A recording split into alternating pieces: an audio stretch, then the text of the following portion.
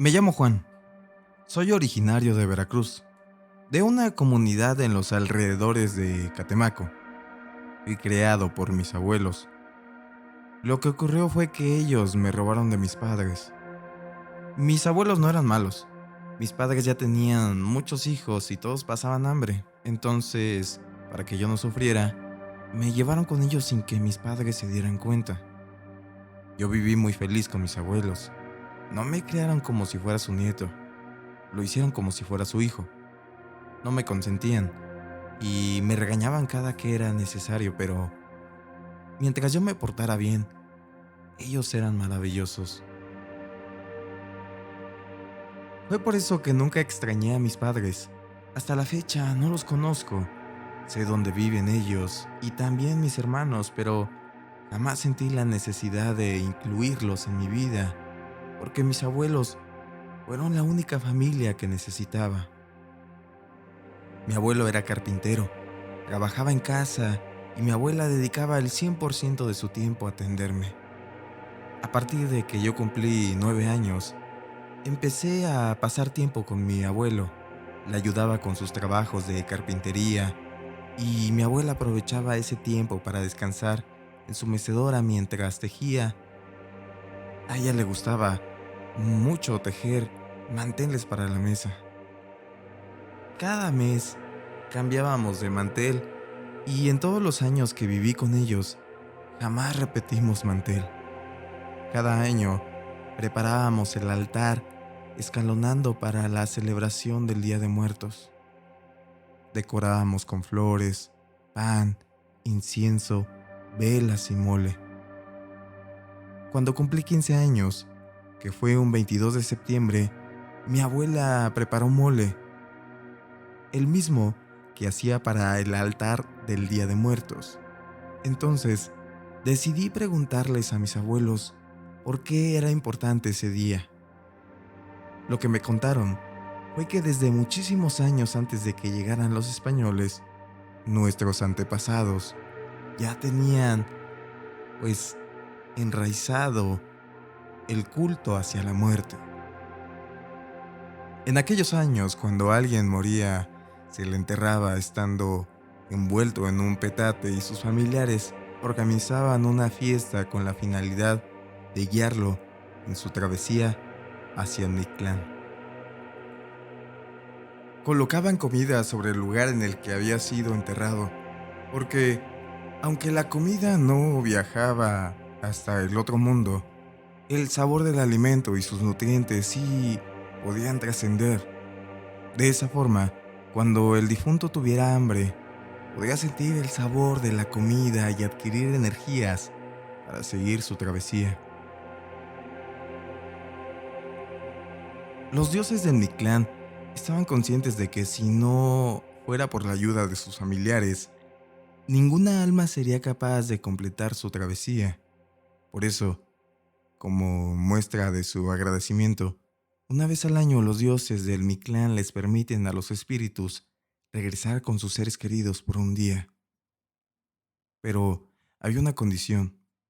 El muerto solo podía realizar el viaje de transición hacia el mundo de los vivos únicamente si sus seres queridos lo llamaban y la familia sería la responsable de garantizar el bienestar del difunto. Si el ánima se extraviaba durante el viaje de ida o durante el viaje de regreso, la responsabilidad recaería exclusivamente en sus seres queridos. Los dioses del Mictlán no acudirían para ayudar a ningún espíritu que quedara vagado en el mundo de los vivos. Por eso empezaron a colocarse los altares en honor a los difuntos. Su función no era la de celebrar, sino que servían como faros para que el alma lograra completar su viaje con éxito.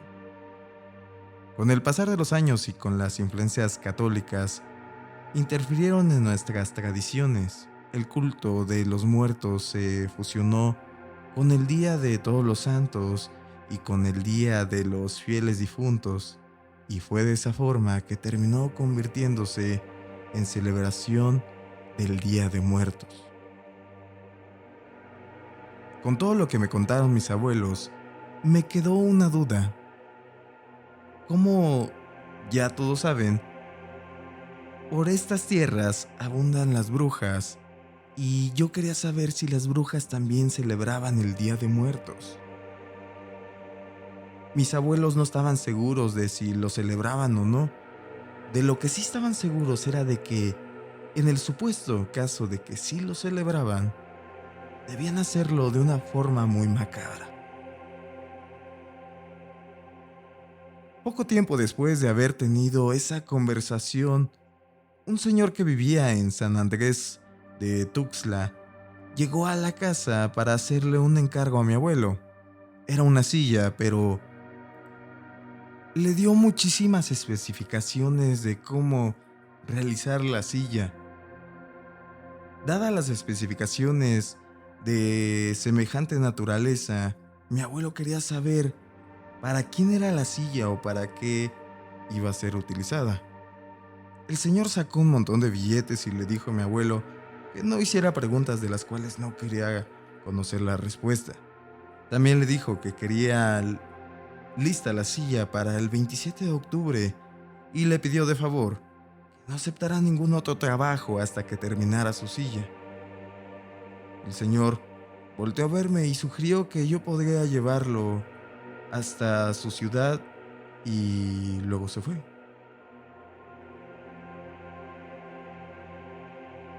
Cuando mi abuelo contó el dinero dijo que era suficiente para vivir bien por 10 meses. Agua tomábamos del río, nos alumbrábamos con velas. Nuestro único gasto era la comida. En aquel entonces no supe cuánto dinero recibió mi abuelo, pero ya que dijo que con eso comeríamos bien por 10 meses, vendría siendo el equivalente de 35,000 pesos al día de hoy. Recuerdo las especificaciones que ese señor le dio a mi abuelo para construir la silla. Quería un respaldo ancho con forma de triángulo invertido, cuya punta inferior debía alcanzar al asiento. Los largueros, que son los laterales que unen el respaldo con el asiento, los quería fraccionados que simularan una columna vertebral. Las guarniciones, que son las que unen las patas traseras con las delanteras, las quería oblicuas, tomadas hacia adentro. Los travesaños que uno comunica las dos patas que las une, delanteras, las dos delanteras entre sí, y el otro hace lo mismo con las patas traseras, lo quería de forma en pentograma invertido, de tal forma que la silla pareciera que tenía 6 patas en lugar de 4. En cuanto a las patas de la silla, pidió que su textura simulara que tenía 6 anillos en cada una de las patas y los anillos debían estar distribuidas de la misma forma en todas las patas. Los descansabrazos debían ser anchos. Las palabras del señor fueron que la persona que se sentaría ahí debía verse como el hombre más poderoso del país. Además, dijo que en las puntas de los descansabrazos debían de haber unas calaveras, de tal forma que al sentarse ahí y extender los brazos, las manos pudieran estar sobre las calaveras. Mi abuelo y yo trabajamos al 200% para dejar esa silla perfectamente. Logramos terminarla en 2 días antes del plazo que nos había dado el cliente. Me tomé un día entero para descansar y al día siguiente me amarré la silla en la espalda y me fui caminando hasta San Andrés. Ya había ido antes, hasta allá en varias ocasiones, y de trayecto era como 2 horas y media caminando. Pero con el peso extra de la silla, que eran aproximadamente unos 20 kilos, Me tardé más de 3 horas en llegar. Cuando llegué al lugar acordado no estaba el señor, sino que estaba una muchacha de unos 14 años. Yo no me acerqué con ella porque yo iba a esperar al señor, pero la muchacha se me acercó y dijo que estaba ahí, de parte del señor tal. Me dio el nombre del señor y me pidió de favor que la siguiera hasta la camioneta para subir la silla. En lo que caminábamos intercambiamos algunas preguntas básicas: nombre, edad, nada muy particular, solo cortesías. La camioneta estaba a 2 cuadras. Cuando llegamos ahí estaba el señor. Subí la silla en la cajuela. Me felicitó porque decía que la silla se veía tal y como él se la había imaginado. Yo ya me iba a regresar para mi casa, pero el señor me invitó a comer como agradecimiento por haber llevado la silla hasta allá. La muchacha y yo nos subimos a la camioneta y nos fuimos con él hasta su casa. Él le dijo a la muchacha que tenía cosas que hacer. Le encargaba que me preparara algo de comer y él regresaría en un rato. El señor se fue y nosotros entramos a la casa. Resultó que dentro de la casa había más muchachas y todas parecían de la misma edad o menos. Eso ya me dio mala espina. Yo pregunté quién era el señor y qué hacía con todas ellas en su casa. Me dijeron que me sentara en la mesa y que ahí podía hacer mis preguntas. Una de las muchachas me acompañó hasta el comedor. La mesa era muy grande, tenía 10 sillas. Yo tomé un lugar y esperé en lo que las muchachas preparaban la comida. Todas estaban en la cocina. Se tardaron como 15 minutos mientras comíamos. Yo estuve haciendo mis preguntas. Se los voy a resumir.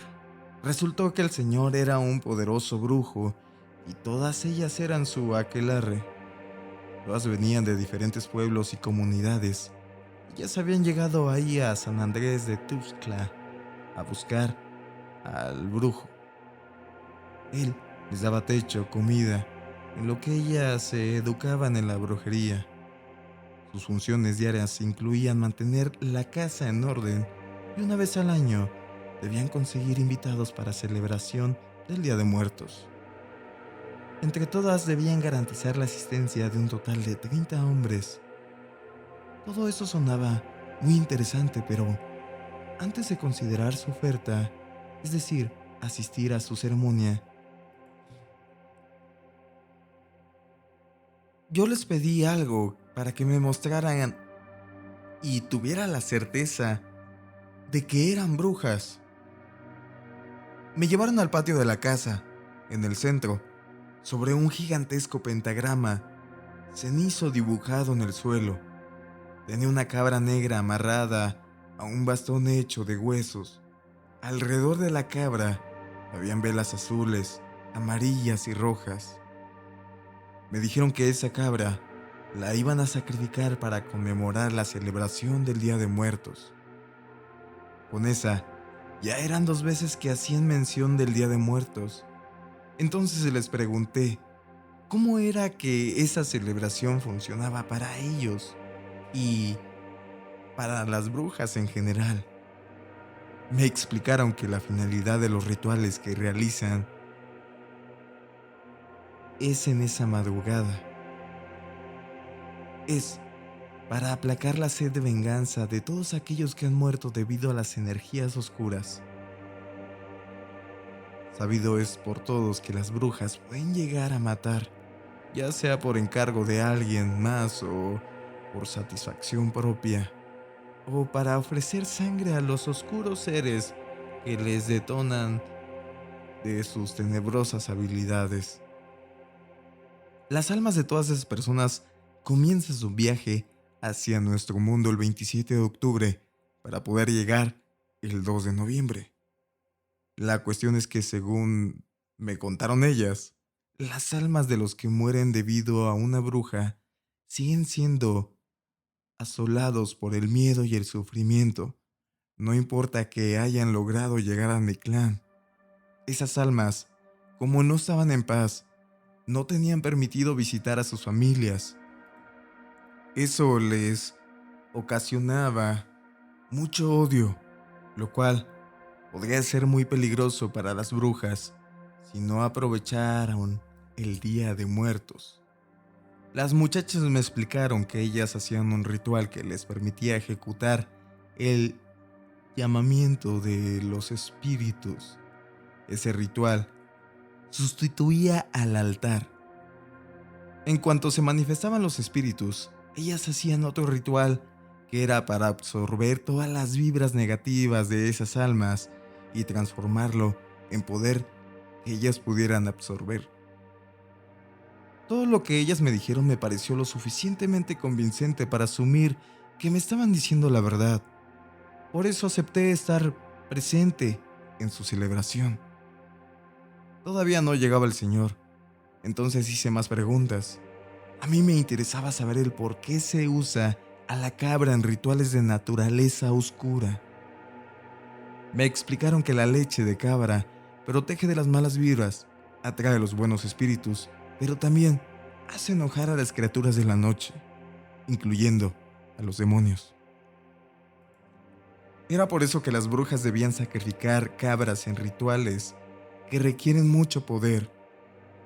Por eso ofrecían cabras durante el Día de Muertos, para poder invocar las ánimas de quienes estando en vida fueron sus víctimas. Pregunté qué le harían al pobre animal durante el Día de Muertos. Le iban a cortar el cuello. Eso me parecía demasiado cruel y no estaba del todo seguro de querer presenciarlo, pero mi curiosidad era grande.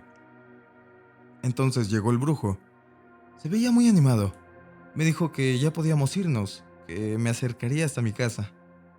Me despedí de las jóvenes brujas y nos fuimos. En el camino yo iba muy callado. El brujo me preguntó que qué pensaba de la invitación. No supe qué contestarle, entonces él, supongo yo, para que confiara en que no había ninguna trampa, me dijo algo que ninguna de las brujas sabía. Las que resultaron elegidas por la oscuridad perderían su belleza. Ese aspecto de ellas transmutarían en poder y las enviarían a diferentes pueblos y rancherías para adueñarse de esos territorios. El brujo me aseguró que el único sacrificio que se haría ese día era la cabra. Ninguna persona saldría lastimada. Yo aún no entendía para qué necesitaban la presencia de personas que no tuvieran nada que ver con la brujería. No me quedaba claro cuál era la necesidad de tener demasiados invitados para su ritual. La respuesta fue demasiado sencilla. Se trataba de una fiesta, y en la fiesta deben de haber invitados. Finalmente llegamos hasta donde yo debía bajarme para llegar a mi casa. El brujo me extendió su mano y me dijo que me esperaba en la fecha indicada a la medianoche. Yo le respondí el saludo en señal de que estaría ahí. Por supuesto que no le comenté nada a mis abuelos, porque de ninguna manera ellos me iban a permitir asistir a una ceremonia organizada por un brujo y su aquelarre de brujas. Entonces, mi idea era estar con mis abuelos en la cena del Día de Muertos. Ellos para las 9 de la noche ya estaban dormidos. Eso me daba suficiente tiempo para llegar hasta la casa del brujo. Así fue que le hice para estar en aquella ceremonia. Cuando llegué al lugar tuve una sensación horrible, pero no podía dar marcha atrás. Después de todo, ya estaba ahí. Mis recuerdos sobre aquella noche son algo confusos y desconozco por completo en qué orden sucedieron las cosas. Lo que pasa es que en cuanto entré, una de las jóvenes brujas me dio peyote. Les voy a relatar lo que tengo en la memoria, pero insisto, mis recuerdos no estaban en orden y estoy seguro de que hay sucesos que se borraron de mi mente.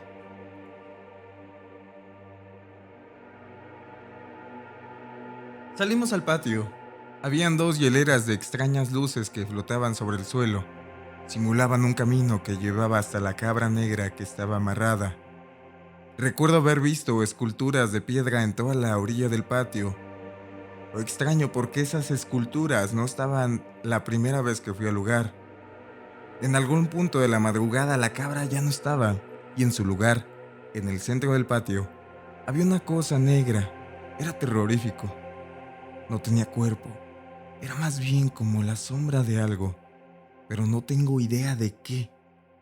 Lo que me daba más miedo era su tamaño. Era algo gigantesco. Recuerdo que las brujas danzaban desnudas alrededor de un hombre vestido con una túnica. También llevaba un extraño bastón. Yo supongo que era el brujo mayor. En mi mente hay imágenes de muchos símbolos extraños. Estaban dibujados en el suelo, en las paredes. Inclusive las brujas tenían dibujadas esos símbolos en sus cuerpos. No los podría describir. No eran pentagramas ni nada que se les pareciera. Era algo que nunca antes había visto. También había fuego, mucho fuego por todas partes. Hacía demasiado calor. Yo estaba sudando y en ningún momento nos dieron algo para tomar. Me acuerdo que durante toda la madrugada tuve mucha sed. También en ese patio había una insoportable y muy marcado olor a flores, a resina quemada y a huevo podrido. Es más, no tengo claro en qué momento ocurrió, pero vomité por el olor tan fuerte que había. En algún punto sacrificaron a la cabra. No lo vi, pero escuché sus quejidos y sus gritos. Tampoco sé si fue antes o después de que yo viera la sombra gigantesca. También podía escuchar que alguien lloraba. Creo que eran bebés o tal vez niños pequeños. Lo siento, pero todo mi mente relacionado a esa madrugada lo tengo muy difuso. Hay un detalle que sí tengo bastante claro. Hubo un lapso de silencio absoluto y todo mundo se quedó quieto. Lo recuerdo bastante bien porque desde que llegué había música. Entonces, cuando todo el ambiente fue envuelto en silencio, me puse alerta. Pasaron unos instantes en completa calma. De pronto, un poderoso viento helado me golpeó muy fuerte y caí al suelo. No podía ponerme en pie. Estaba a punto de desmayarme cuando comencé a ver cómo comenzaron a aparecer personas transparentes, como si fueran fantasmas o espíritus. Al día siguiente desperté en casa de mis abuelos. No tengo idea de cómo regresé. Lo único que sé es que era muy temprano por la mañana y mis abuelos aún no se despertaban. Sentía que la cabeza me iba a explotar. Tenía los ojos hinchados. Me dolía hasta el hueso más pequeño del pie. Sentía oprimido el pecho. Estaba mareado y tenía un fuerte dolor en el estómago. Fui a la cocina por alguna razón. Necesitaba tomar leche. Agarré una jarra y bebí todo lo que pude. Me sentí un poco mejor así que fui hasta el río a darme un baño. Ahí descubrí que tenía rasguños y moretones por todo el cuerpo. No entendía nada. Cuando regresé del río, mi abuela ya tenía el desayuno listo. Eran unos huevos con café. Quise comer, pero no pude. Tuve la sensación de querer devolver el estómago, así que mejor no comí. En la cena tampoco pude ingerir alimentos. Solo podía beber leche durante 3 días. Eso fue lo único que mi cuerpo toleró. Ni siquiera podía tomar agua. Nada que no fuera leche. Sobre todas las heridas que tenía en el cuerpo, les dije a mis abuelos que había ocurrido algo en el río y por eso me había lastimado. El brujo nunca volvió a pedir algún trabajo a mi abuelo y yo nunca volví a saber nada de esas brujas. Esta historia es de Ramiro Contreras. Hola, ¿qué tal amigos? Muy buenas noches, espero estén pasándola muy bien este 31 de octubre. Salgan a pedir su calaverita o a escuchar sus episodios favoritos del canal. Tenemos muchísimos episodios para que, pues, realices un maratón sobre todos los capítulos que tenemos hasta el día de hoy. Te recuerdo que en todas mis redes sociales me encuentras como el universo del terror. Mi nombre es Mario Coronel y te deseo una excelente noche. Pero no cualquier noche, la noche de brujas y Día de Muertos. El día primero y 2 vamos a subir capítulos especiales hablando sobre temas en particular sobre estos días. El día de hoy, un relato sobre brujas. Pero estate al tanto del canal en estos días siguientes.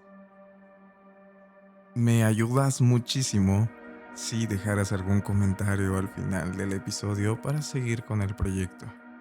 Actualmente tuvimos una pausa por cuestiones laborales, pero estamos de vuelta. El universo del terror no se acaba.